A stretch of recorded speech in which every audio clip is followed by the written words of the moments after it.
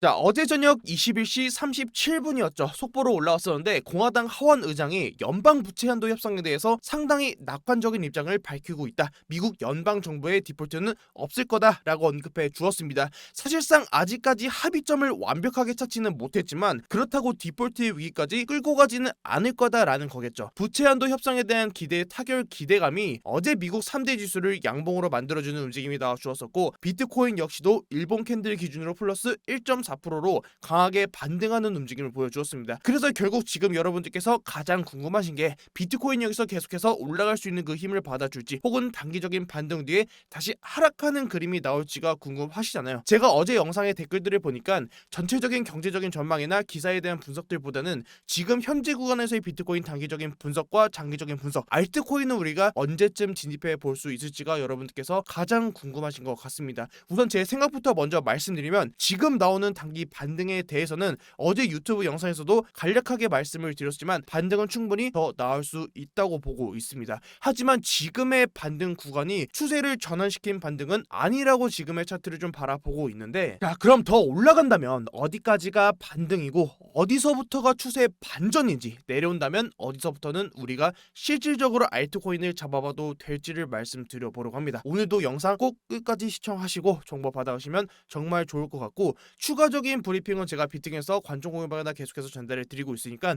유튜브 고정 댓글에 있는 링크 누르시면은 비팅에서 관전 공유방 바로 입장하실 수 있으십니다. 영상에서 못 다루는 브리핑까지 전달해 드리고 있으니까 관전 공유방까지 입장하셔서 정보 받아가시면 정말 좋을 것 같고, 자, 우선 첫 번째로 제가 단기 반등을 보는 이유는, 다 지우고 일본 캔들을 봤을 때 5월 12일에 나와줬던 급락 뒤에 아래 꼬리를 길게 달아주는 유의미한 일본 캔들이 나와주었기 때문입니다. 이전에도 제가 하락이 나와준다면 26.5K 라인을 깨고 내려준다면 첫 번째로 보고 있는 지지 라인이 25.2K 말씀드렸었고, 그 다음으로 보고 있는 지지 라인을 24K로 제가 잡아드렸었는데, 첫 번째 지지 라인을 제가 25.2K로 잡아드렸던 이유가 일본 캔들 기준으로 매물대 지표를 전체적으로 봤을 때 그 매물대가 26.5K부터 25.2K까지 그 매물대가 비어있는 자리이기 때문에 우선적으로 추가적인 반등이 나와주더라도 25.2K에서는 무조건적으로 반등은 나와줄 거다라고 말씀드렸던 구간이었고, 26.5K 라인을 이탈하고 내려오는 하락에서 25.2K 라인을 터치하지도 않았는데 지금 여기서 아래 꼬리를 길게 달아주면서 아래 꼬리로 반등이 나왔던 구간이 비트코인 기준으로는 3%가 넘는 구간입니다. 대략 3.4%가 정도 되는 구간인데, 사실상 급락으로 나오는 이런 하락에서 매물대에 닿지도 않고 반등이 나와줬다라는 것은 특정 집단이 고의적으로 매수에 들어가지 않고서는 개인 매수세로 인해서 지금의 이런 상승분이 나오기는 조금은 어려운 구간이라고 보고 있습니다. 그렇기 때문에 첫 번째로 단기적인 반등은 지금 구간에서 충분히 가능할 수 있을 거다라고 말씀을 드렸었고, 장기적인 반등이 나와준다면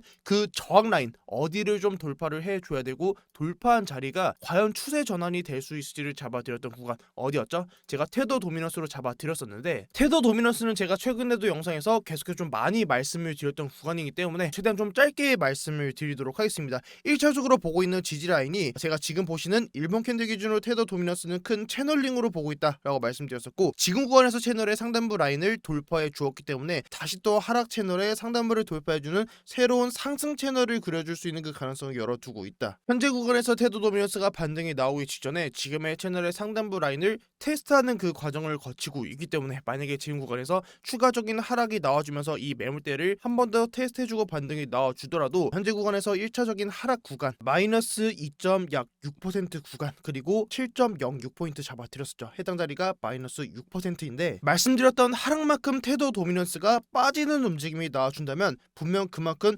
비트코인으로 상승하는 움직임을 보여줄 겁니다. 물론 그 자금이 전체적으로 전부 다 비트코인으로 빠지는 움직임이 나오지는 않겠지만, 알트로도 들어가겠지만 해당 자금만큼 100%로 비트코인에만 움직여준다라고 하면은 2.6%였죠. 2.6%면은 대략 1차 저항 라인이 28K, 그리고 2차 저항 라인이 약 6% 구간이 28.9K입니다. 2차 저항 자리를 28.9에서 29K 라인으로 잡아드렸던 이유가, 테더 도미넌스 일본 차트 기준으로 매물대 지표를 봤을 때 일본 기준으로 POC 라인으로 설정되어 있는 매물대가 가장 두터운 구간입니다. 하락 구간이 나와주더라도 해당 자리를 뚫고 이탈하는 하락이 나와주지 않는 이상은 현재 구간에서도 지금 자리를 돌파하기 직전까지는 테더 도미네스 그리고 비트코인이 추세 반전으로 보기는 아직까지는 어려운 구간으로 보고 있고, 테더 도미네스가 지금 구간에서 지지를 받아주고 다시 반등이 나와주면서 해당 다시 채널링을 새로 그려줄 수 있는 구간이기 때문에 비트 기준으로 확실하게 29K 라인을 돌파하기 직전까지는 우리가 지금은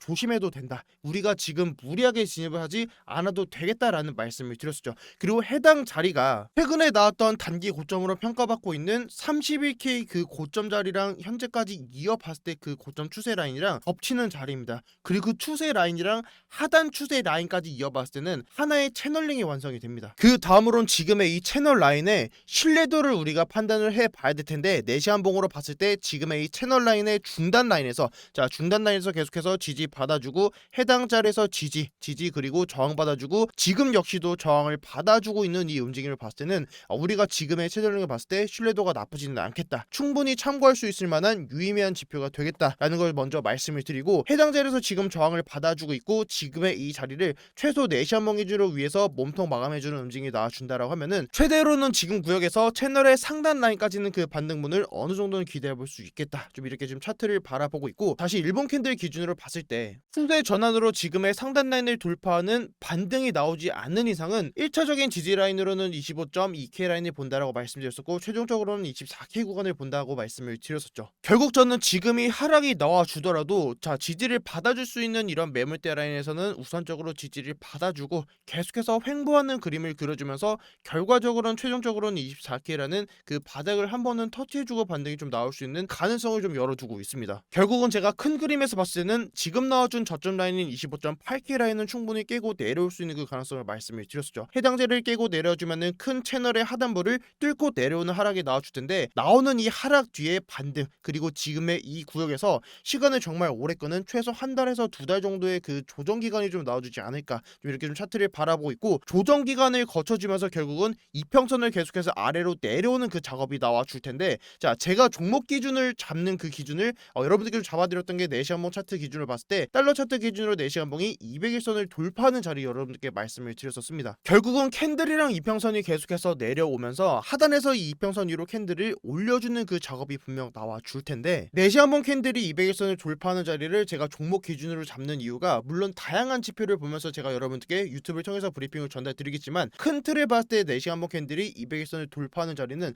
정말 큰 추세를 우리가 한 번쯤은 잡아볼 수 있는 그 자리라고 말씀을 드렸었습니다. 만약에 하락으로 숏에 베팅을 한다라고 해도 해당 라인은 정말 중요한 그 기준 라인이 될 수 있을 겁니다. 혹은 큰 추세가 아니라 지금처럼 단기적인 반등과 하락을 주면서 계속해서 위아래를 털어먹는 이런 움직임이 나와준다라고 해도 해당 구간 200일선이 4시간봉 캔들을 올려줬을 때는 알트코인이 에이다가 플러스 196%, 디센트럴랜드가 698%, 에이브가 673%, 도지코인 181%, 적어도 우리가 알트코인은 큰 상승을 한 번쯤은 기대해볼 수 있는 자리다라는 걸 말씀을 드렸던 구간이었죠. 사실상 저는 4시간봉 캔들이 200일선을 돌파하는 자리에서는 손절을 하더라도 저는 그 손절 기준이 명확하기 때문에, 그리고 그 기준을 이탈하지 않고 추세를 계속해서 이어줬을 때는 우리가 정말 큰 그 상승분을 한 번쯤은 기대해볼 수 있는 자리이기 때문에 제가 이 자리를 좀 기다려보는 거고, 추가적으로 제가 지금의 이 채널의 하단부 라인을 뚫고 내려와 준다라고 하면은 알트코인에서는 1조 이하로 형성되어 있는 알트코인 위주로 잡는다라고 말씀을 드렸었습니다. 보통 1조 이하로 형성되어 있는 알트코인들이 정말 큰 상승의 시작과 정말 큰 하락의 시작에서 나오는 경우가 정말 많습니다. 저는 알트코인을 잡더라도 전략적으로 잡는 게 정말 중요하다라고 생각을 하는데, 무작정적으로 지금의 추세 라인을 뚫고 내려와 줬기 때문에 정말 매력적인 자리가 왔기 때문에 내가 그동안 관심 있게 봤던 정말 무거운 종목들, 해당 코인의 기술력만을 보고 진입하지는 말자라는 걸 말씀을 먼저 드리고 싶습니다. 해당 자리를 이탈하고 내려와 준다라고 하면은 알트코인 기준에서는 버티는 알트 혹은 회복하는 알트 기준으로 잡는 걸 권장을 드리겠고, 제가 알트코인에 대해서는 3가지 기준 잡아드렸었죠. 버티는 알트, 무너지는 알트, 그리고 회복하는 알트코인. 현재 구간에서도 회복하는 알트코인들이 비트코인이 지금 반등분을 보여주면서 어느 정도 올라주고 있는 모습을 보이고 있어서 어느 정도 지금의 단타 구간은 열려 있지만, 큰 틀에서 종목 진입을 하시는 분들께서는 지금 굳이 반등분을 보인다고 해서 따라붙지는 않아도 되겠다, 그리고 혹시라도 단기적인 관점을 보시는 분들께서는 네시아모 캔들이 21선을 돌파하는 자리, 그리고 해당 자리를 다시 하방으로 이탈하는 자리에서 현금화 비중을 잡아갔을 때는 그 손익비는 충분히 열려있는 그 구간이 좀 왔다. 네, 이렇게 해서 오늘 브리핑 전달드리고, 알트코인에 대해서는 제가 비트겐에서 관점 공유방 그리고 다음 영상에서 제대로 좀 준비를 해가지고 여러분들께 좀 찾아뵐 수 있도록 하겠습니다. 네, 지금까지 비트 갱스터였습니다. 감사합니다.